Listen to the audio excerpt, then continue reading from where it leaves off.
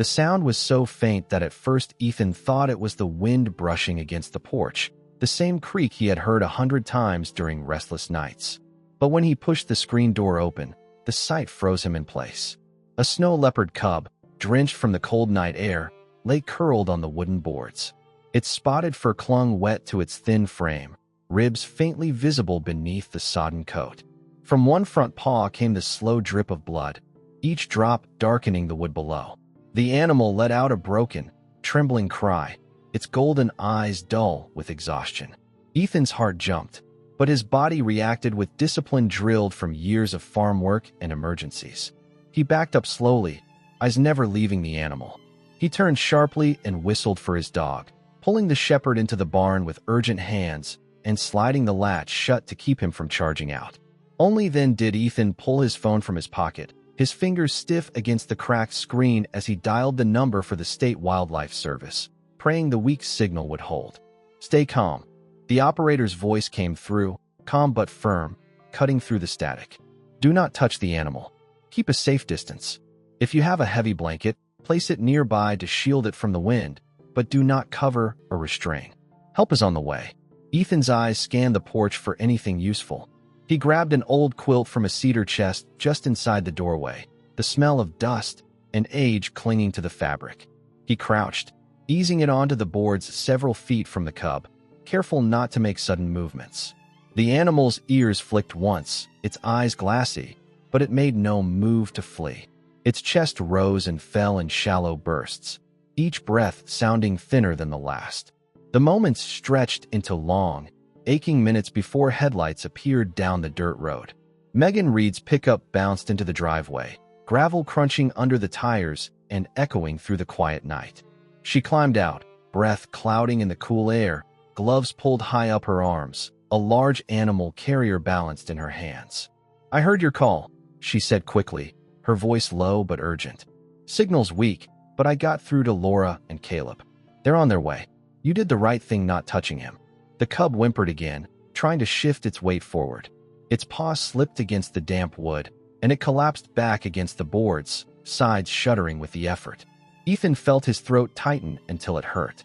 He knelt, keeping his body low, speaking softly, letting the calm in his tone carry more weight than the words themselves, as if that alone might offer comfort. "You're not alone, buddy. Just hold on a little longer. We're not leaving you." Together, he and Megan placed the carrier near the porch, careful not to scrape it or slam it against the boards. The weak cell signal wavered, forcing Megan to step into the yard, her phone lifted high above her head as she tried to catch the call back to the vet. The beam from Ethan's flashlight quivered slightly as his hand shook, but he forced it steady and focused on the cub. Under the circle of light, Ethan studied the paw more closely. The bleeding was slow but persistent, dark lines staining the fur. Something else caught his eye, something metallic. Beneath the wet fur, hidden just above the ankle, was the thin shine of copper wire digging into the flesh, tightened cruelly around the limb. His stomach turned cold. A snare, deliberately placed, meant for death. The cub let out a heavy, rattling exhale, its body trembling once before sinking stiller than before. Ethan's hand clenched tight around the flashlight until his knuckles blanched. His breath came ragged, and he whispered to himself, almost like a prayer, his voice cracking in the night. "Don't give up now. Just stay with us." The sound of another engine broke the silence almost an hour later, a low growl rising over the still night. Ethan and Megan turned sharply toward the driveway as two vehicles appeared, headlights sweeping across the barn and throwing long shadows over the yard. Gravel popped beneath the tires until they rolled to a stop. Dr. Laura Bennett stepped out first, her dark coat pulled tight, medical bag already swinging at her side. Behind her came Ranger Caleb Brooks, tall, broad-shouldered, his uniform marked with the state's Wildlife Service patch, a flashlight cutting through the dark. Laura's eyes narrowed as she approached the porch, scanning the scene with quick precision. "Keep your voices low," she whispered, kneeling carefully.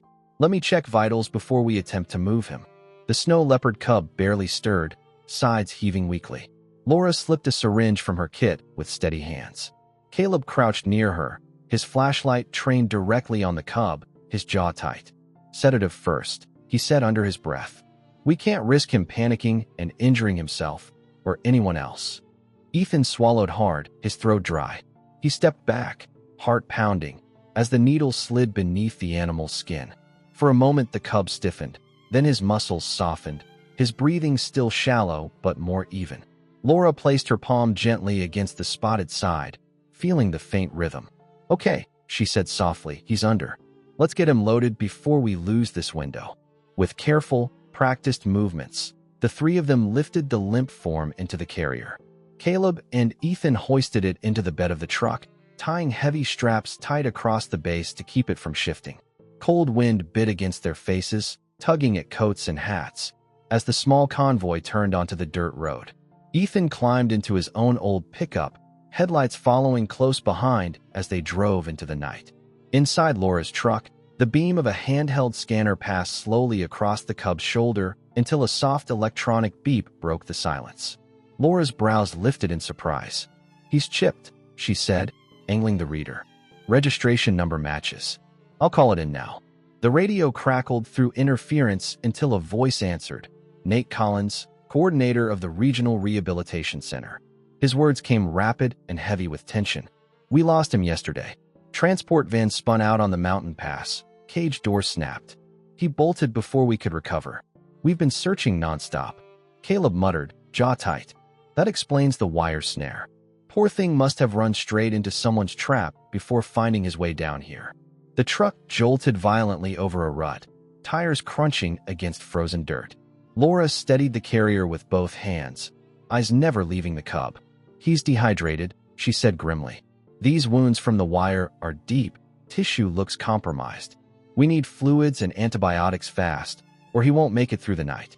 By midnight, they reached the small rural clinic, its fluorescent lights buzzing faintly overhead. The air smelled of disinfectant and old wood.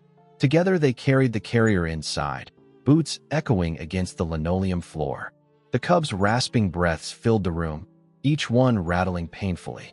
Laura moved quickly, inserting in 4-line, hanging the fluid bag high, and flushing the wounds with antiseptic solution that stung Ethan's nose even from a distance. She shook her head, muttering, "These cuts are bad.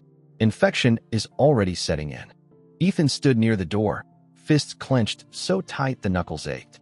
Megan hovered near the counter, waiting for orders, eyes flicking between Laura and the cub. Laura's voice sharpened as she rattled off instructions. "We're short on supplies here. I need more fluids, broad-spectrum antibiotics, sterile bandages, and blankets, lots of them. Can you drive into town, Megan?" Megan didn't hesitate, grabbing her coat. "I'll go now." She shoved her keys into her pocket and sprinted out into the night, tires kicking gravel as her truck roared away. Minutes dragged into what felt like hours. Caleb leaned over the table with steady hands, trimming away damaged fur and carefully cutting out small fragments of copper wire embedded in the wounds. Ethan stood beside him, holding the quilt up like a shield to trap warm air without pressing against the fragile body. The cub twitched once, a weak groan escaping its throat that made Ethan's chest tighten painfully. Laura drew blood into small vials, labeling them quickly with shaking hands. She slipped them into the analyzer, its screen glowing pale green. The machine hummed for long seconds, each one dragging, before a red warning finally flashed. Laura exhaled sharply, her face pale. Signs of sepsis. The bacterial loads already climbing fast. The words landed like a hammer in the small room. Ethan felt the weight sink into his bones, pressing the air from his chest. Time was slipping away like water through open hands. Laura adjusted the 4 rate, checked vitals again, then looked at the others with a grim set to her jaw. "We don't have much time. Hours, maybe. We fight now, or we lose him." The clinic's old heater rattled endlessly against the chill, struggling to push warm air through the drafty room. Even with the generator humming in the corner, the space felt more like a barn than a medical facility. Laura checked the monitors again, leaning over to keep her hand pressed gently against the cub's side as the 4 dripped fluid into his vein.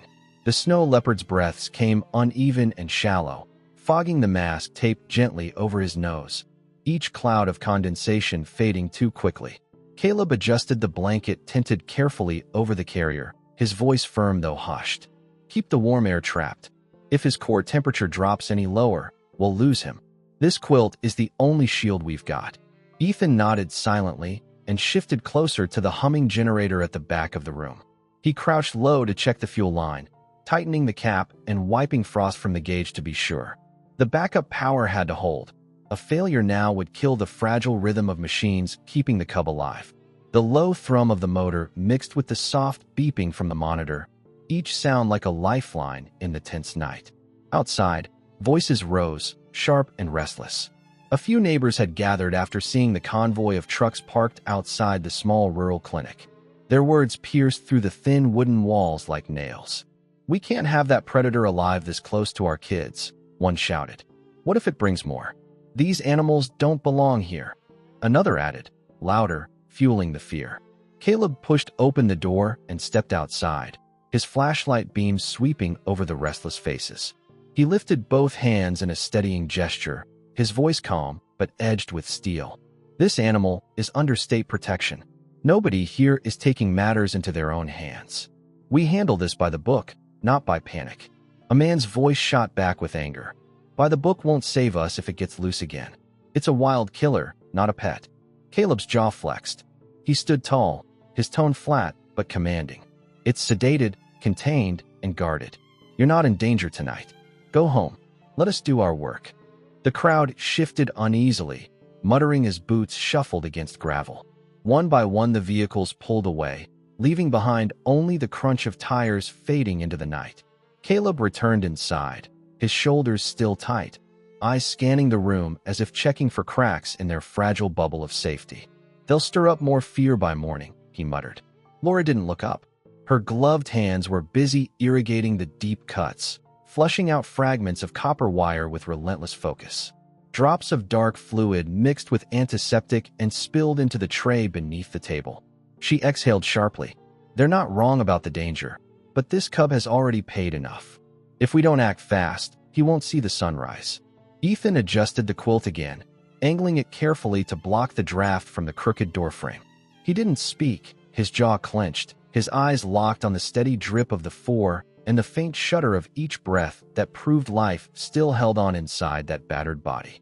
Hours dragged by like days. Laura checked vitals every few minutes, her movements quick and precise despite the fatigue pulling at her shoulders. She replaced fluids, adjusted the oxygen mask, and administered antibiotics Megan had managed to bring back from town.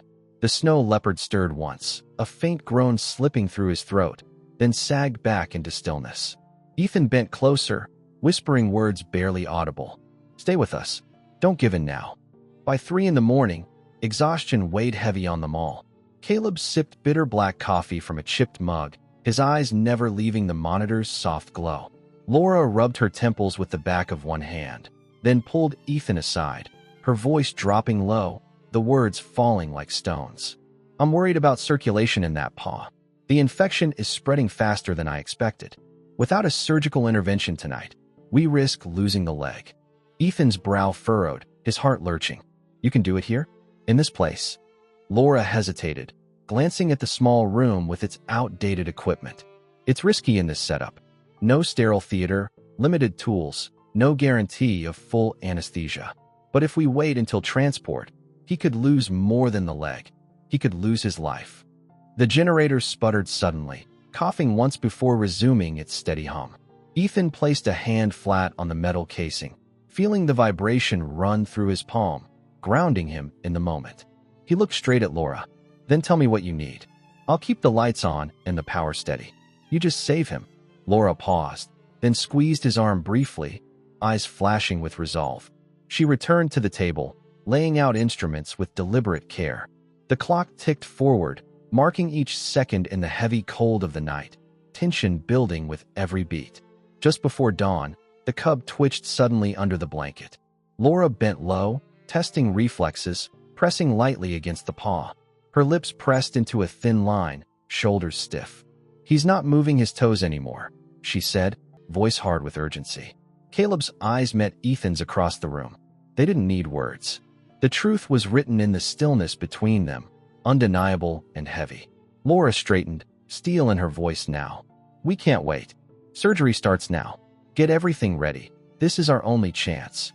Laura scrubbed her hands in the tiny clinic sink, the water running pink as she rinsed away the antiseptic. The improvised surgical tray glinted under the harsh fluorescent light. Caleb clipped a set of forms onto his clipboard, the scratch of his pen echoing in the cramped room. Ethan stood by the generator again, the hum vibrating through the floor. He glanced toward the table where the snow leopard cub lay sedated, its chest rising slowly under the oxygen mask. Every shallow breath sounded louder than the storm outside. Laura's voice cut through the tension. "Scalpel." Caleb handed the tool without hesitation. Laura leaned close, her movements precise. She cut away the necrotic tissue along the paw, exposing muscle that bled sluggishly. "There's still circulation. That's our chance." The smell of antiseptic mixed with blood. Ethan forced himself to keep his eyes steady, gripping the edge of the counter. Laura placed a small drain tube, her hands moving quickly despite the crude setting. She stitched the tissue with practiced speed, her breath controlled but sharp. "Vitals are holding," Caleb reported, eyes flicking between the monitor and the cub's body. "Sedation level steady."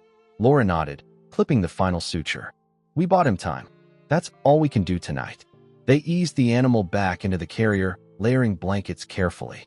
The four continued to drip, the line taped firmly to his leg. Laura sank onto a stool, exhaustion plain on her face. Caleb signed the last page of the paperwork and set it on the counter. Authorization for continued care and transfer. He's covered. Hours later, as the first light seeped through frosted windows, the cub stirred. Laura mixed a slurry of nutrient powder into warm water and filled a syringe. She knelt, guiding a few drops between his lips. At first nothing happened. Then the cub swallowed weakly, another swallow following. Ethan crouched low, bracing his hand beneath the animal's chin, steady but not stroking. "That's it," Laura murmured.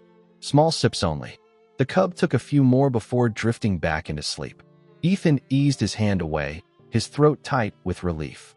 A week later, the air smelled different. Pine and damp earth clung to the open space of the rehabilitation center. Inside a wire-meshed enclosure, the cub, now stronger, stitches still visible, placed weight carefully on his once-injured paw. He took 3 halting steps, then 4, his tail twitching for balance.